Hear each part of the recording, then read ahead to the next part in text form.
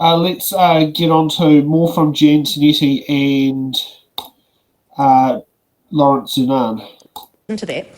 I didn't really get an understanding there from the Minister's answer about the time frame and the 10-year time frame. It was a lot of talk about the percentage, so I'd like that to be addressed. But I want to know, as a Minister, you get lots of advice, and what other options were presented to you, Minister, and what were your reasonings for going with the 70% that you did? Because I'm not convinced from what you've said, because I don't know what else. We haven't seen what else was presented to you. And so I think it's only fair that we have an understanding of, and the people out there have an understanding of the options that you were presented with and why you chose not to go with those options. The Honourable, Lawrence Xu-Nan. Thank you, Mr. Chair. I want to first pick up some of the questions that has already been asked, and this is with regards to Section 4, Subsection 2, in terms of the definition. But just want to check, in terms of the predominantly performed by female employees, what the Minister has done is added a second part of the requirement where both must be met, which means 70% and 10 years. And I'd also like to, push back on the Minister's Minister's response that there is no clear guidelines, where the current section in the legislation, which is 13F of the Equal Payment Act, actually does have definitions or a framework of how they work. Because again, what we are seeing is that we shouldn't be using a blunt tool of 10 years to determine. That's very restrictive, whereas there are actually various mechanisms in the existing legislation that already allow for that. But I want to ask the Minister, what other evidence has she been presented with when it's determining increasing it to 70%? The Minister made reference to Manitoba, Canada. That's one example, one area. The world is kind of big. What other regions has she explored in terms of that, rather than just one particular area? I also wanted to check what is the evidence for having 10 years. Because again, we have no regular impact statement. There's no risk. We have no idea what has been presented. So I wanted to check then also with the Minister on this point, two things. Number one is, considering other bills, again, no legislation operates in silo. Some of the bills that are also introduced make it easier for employers to fire employees. What are the chances of employers making changes in year 10 to reset the timer, so that way it takes another 10 years before this claim can be made again? Is my first question. What are the risks around if employers are able to fire employees easily, and you have an incredibly high threshold, one has an incredibly high threshold of 70%, for you to fire or to make voluntary redundancy or whatever mechanism that is used to bring it down below 70%, to say, oh look, it is no longer 70% anymore, it is 68 and 69. Therefore, you no longer meet the requirement for this claim. But then after 2 years, we'll bring it back up. So what are some of the risks for this, and has those scenarios been considered? So those are the first questions I would like to ask the Minister for Section 4. Actually, I'm going to stop there because there are quite a few questions there, but there are going to be further questions I would like to address in the purpose, under the purpose section. But I think if the Minister could respond, what other evidence has she been presented with, other than Manitoba, Canada? Why has she decided to use and in B1 and 2, that both criteria must be met and not just one of them?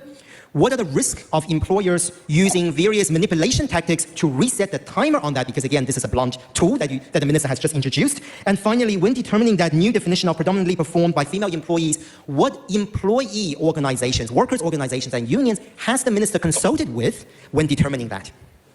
The Honourable Minister. Mr. Chair, there's a lot in those contributions, so I'll just stick to one that I have heard from both sides of those parties, which is about the 10-year timeframe and looking for more information. Look, the 10-year timeframe provides greater confidence that any differences in remuneration are due to sex-based discrimination, rather than any differences that may present due to labour market conditions or the workforces.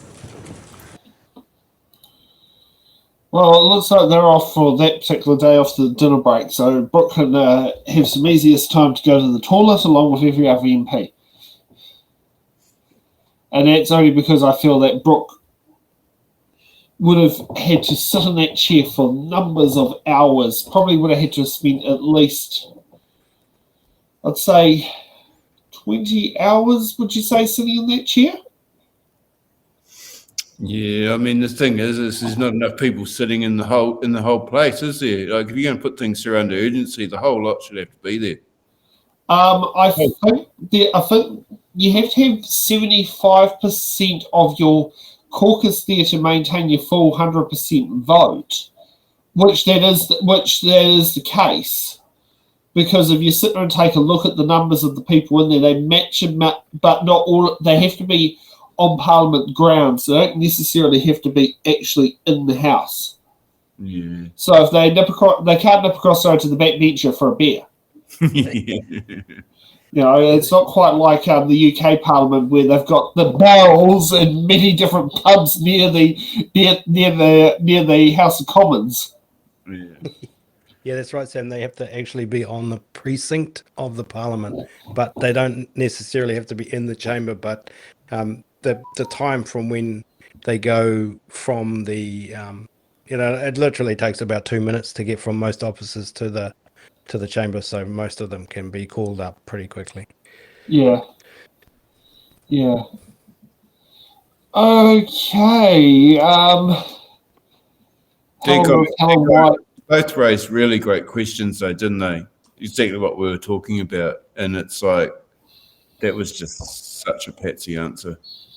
I think Exactly. One of the really interesting points was around the RIS. That's the regulatory impact statement, and that hasn't been released at all.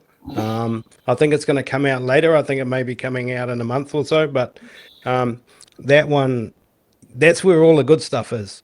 That's where all of the officials' advice and the arguments for and against the bill, that you really get to see how the officials responded to the bill and what they actually think about it. And usually when legislation goes through the Parliament, you will get to read that but as it's going through select committee. But because this one's being slammed through, either they don't want to release it or there's no time because it's just being slammed through so quickly. Or I don't really buy the argument that it's being slammed through so quickly or that there's no time for it, because I just passed over to Sam and he's just published up the original CAB paper, which is from April last year. So they've been working on this a long time, and they've been setting this one up for, like I said, since April last year. So they've had plenty of time to get this one done. So I'm picking that the RIS is already there. They just don't want to release it